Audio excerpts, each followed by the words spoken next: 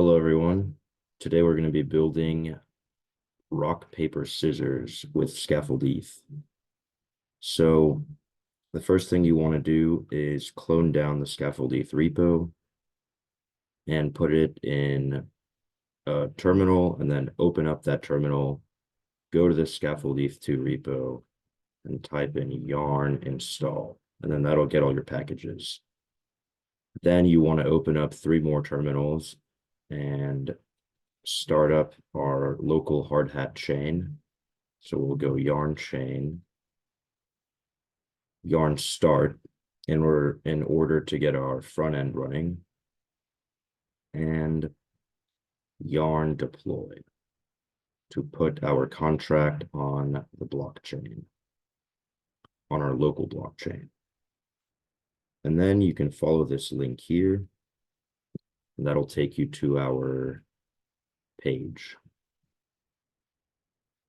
So it's going to start off with a default contract. So we'll just delete that contract and then start filling up the contract with our rock, paper, scissors game. So this is a very simple rock, paper, scissors. It only uses numbers, and there's only a few functions. So it's kind of just to show off how Scaffold-Eth works generally. Nothing super complicated. So once you have your repo, you're going to want to go into packages and hard hat and contracts, and then you can click on your contract.sold, and it'll take you to this. So it looks like it's a little slow starting up here on the front end, but everything looks good. So let's start making our contract. So we'll delete everything in here. And one thing to note is that we do have a constructor function here for this contract, and in our deploy script, something gets sent to this constructor. So our contract is not going to deploy if we don't edit our deploy script. So let's see what that error looks like if we do try to do that. So we'll just delete everything. You have an empty contract here, and let's fill it up with some of our first global variables for our game. So since we're only using numbers here, we're just going to make a UN256, and we're going to call this, we're also going to make it public so that we can see it on our debug contract. And we're going to call this player 1 choice. And we're not going to set it to anything. I'm pretty sure this gets set to 0 if we just leave it blank. And let's make another variable for player 2. Player 2 choice. Great. So let's save that. And then let's see that error message we get when we try to deploy our contract and we're trying to send arguments to the constructor function. So we need to redeploy our contract every time we edit the contract. Okay, yeah, so here we have our error message. So the important part here is this part right here. It's saying there's in the deploy, there's an error, and it expected 0 constructor arguments, and it got 1. So if you're looking for the deploy script, you're going to want to go under hard hat, and in the deploy section, there's a deploy script. So this uses hard hat, so you have your hard hat environment variables, and it's right here. So here it's giving arguments to the deployer, which it's getting from the hard hat environment. So let's just comment this out. And the last place it uses it is down here. There's a contract greeting function in the original contract template, and it's going to try to read that too. So we don't want it to do that. So we'll comment that out as well. So now when we redeploy our contract, it should work. Maybe not though. Maybe there's something I missed. Okay, great. That worked. So our page loaded here. So here we're in the home. So this is going to be the front end of your contract. We're going to work on this once we finish making the actual contract. For now, we'll go to debug contracts. And debug contracts is just going to show you everything that is on your contract. So if we looked at this before I deleted everything in the contract, this would be full of the template read and write functions. Right now, there's nothing, but we do have our two global variables, which we declared earlier, player one choice and player two choice, and they are initialized to 0.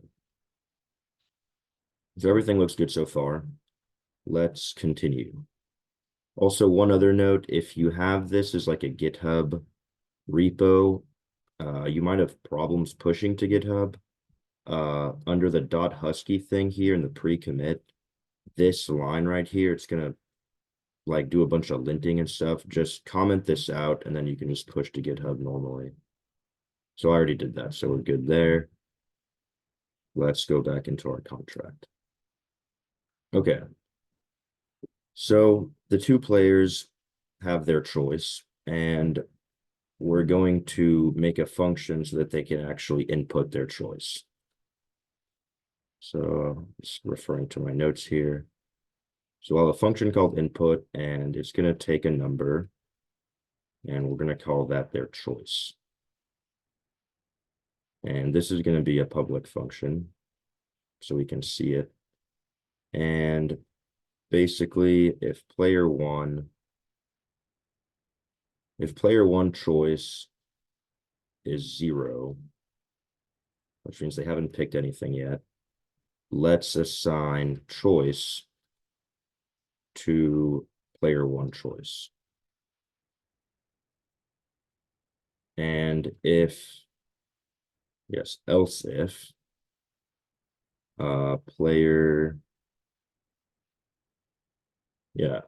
player one choice is not equal to 0, so if he does have something, then we're going to assign choice to player two choice. Okay. So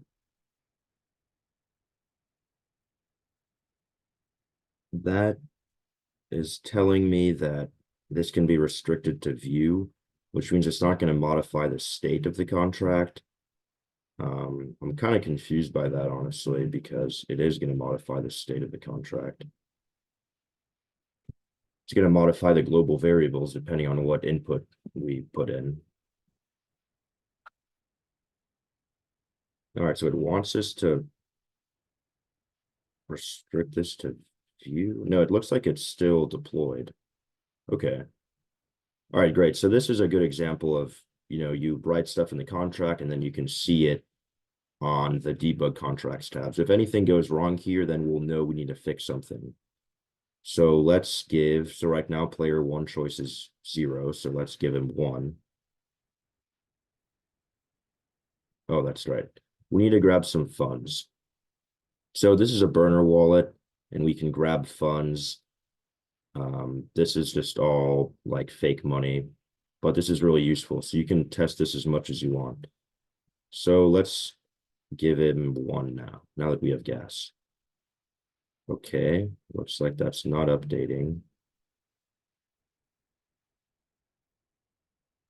Let's hit a reload here. Sometimes you have to reload and then things start working again. But all right, so it's still not working. So maybe we should change this to view. But I already planned this. I already wrote this whole thing. I'm going off of my notes here, so I don't know why this is not working. Let's just move on. I think it'll fix itself later. It's probably not great practice to just ignore errors like that, but pretty sure this is going to work. So the next thing we want to do is we want to make a function that'll determine the winner. So we'll just call it determine winner, and we can make this private. Well, I guess we can make it public for now, so we can see what's going on the inside. And this is going to be a view function. And we're going to return another number here. We're not doing any strings. And this is going to be called the outcome. And the return statement here is plural. It's returns, not return. So this is just the whole flow of the game.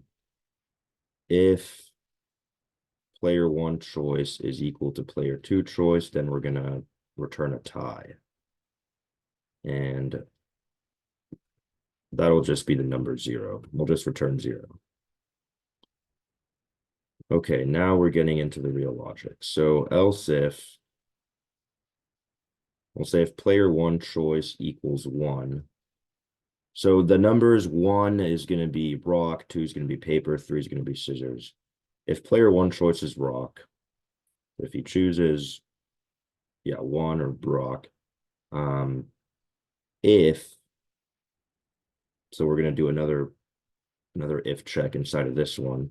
If player two choice equals paper, then paper beats rock. So we're going to assign, oh, we're not going to assign anything. We're just returning stuff here. And then we're going to assign it later down the road. So these numbers represent who wins. So if it returns 0, that's a tie. If we return 1, that's player 1 winning. So if player 2 chooses paper, that's going to be rock, so we return 2. Then else, so in any other case like that, we will return 1. And so this is a nice little shortcut for building rock, paper, scissors, is you can just combine comparisons and then just kind of simplify your whole thing, so we're not doing it like a bunch of times. Cool, so that's done. So these yellow brackets are done, and now we're back on the blue brackets. So here will just be else if player one choice equals 2 this time. Then we're going to go into another if statement. If player two choice equals 3, then we're going to return 2, because scissors is going to beat paper. And in any other case, we will return 1. All right, and then for our last check, if player one choice equals 3 and player two choice equals 1, then rock is going to beat scissors. So player 2 will win this one. So we'll return 2. And if that's not the case, then we will return 1. All right, let me just verify with my notes if that's all correct. All right, that looks good. And then we'll figure out, we can debug. That's what the debug contracts tab is for if this does not actually work. So the next function we need to do is actually play the game. So you can build rock, paper, scissors a million different ways. I don't know, this is the way I came up with. It's probably not the best, but in the future, we're gonna build a more complicated version of this where we can actually place bets, and it's like more of it's a more robust game and fun. Because if you're gambling, that's, I personally don't like gambling because house always wins. Okay, anyways. All right, so we're gonna make the play game function here, and basically we're gonna have another global variable, and it's gonna be called winner. And this is gonna be public and stay public. So here we have the winner, It's also set to 0. So the winner is set equal to determine winner, which is that function we just made.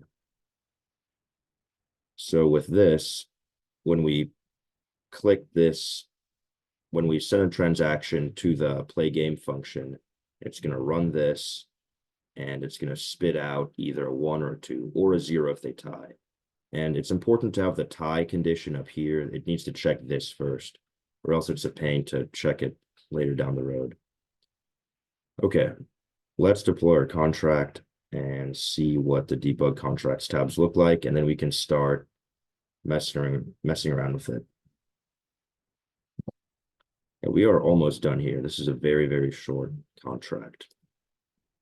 Okay, cool. So we have our winner, our determine winner. So this is going to be displaying.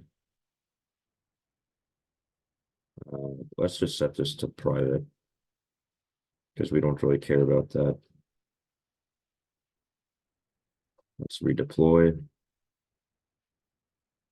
And actually, since we're almost done here, let's just finish up this entire contract.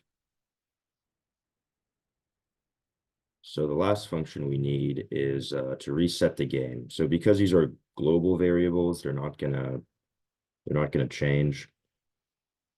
Or they are gonna change, but they're not gonna, we need to manually reset them. Like the function isn't gonna keep track of the state. Or the global state is gonna remember it, so we need to make it forget. So player 1 choice is going to be set equal to 0, and so is player 2 choice. And of course, the winner also needs to be reset. Okay, so that should be the whole game right there. And I'm excited to scale this game up and make it, actually cool. Okay, great. So here we can view our choices and then who the winner is. So let's say player 1 chooses rock. Oh, this is a read. This should be a write function because we're writing to the contract. Yeah, this is not a view function. What is this talking about? Oh, I see what went wrong here. We need to assign player 1 choice, the choice, not the other way around. Is that how you spell choice? Looks weird. All right, and then player 2 choice is going to be equal to choice. All right. There we go. Debug contracts has our back. Or I guess that wasn't the debug contracts. That was like the solidity linting or whatever. Okay, that looks more correct. Yeah, so now this is a write function. So let's write to the player 1 choice variable. We'll send it a 1. And because player 1 choice is not 0, the second input we put into here is going to be assigned to 2. Cool. So player 2 choice now has 2. So let's play the game here, and we click this button. We should have the winner displayed here. So in this case, player 2 should be player 1, so we want to get a 2 here. Awesome. Looks like that worked. So let's reset the game. Boom. And let's give player 1, we'll say he picks scissors, and player 2 is going to pick something that loses to scissors. So he'll pick paper. All right. And then here we want to see a 1. All right, good. So it looks like our game works. So now that this is done, this is the end of the video, and I'm going to make a front end for this, and then I'll walk you guys through the front end and then some of the cool Scaffold-Eth components. Thanks for watching.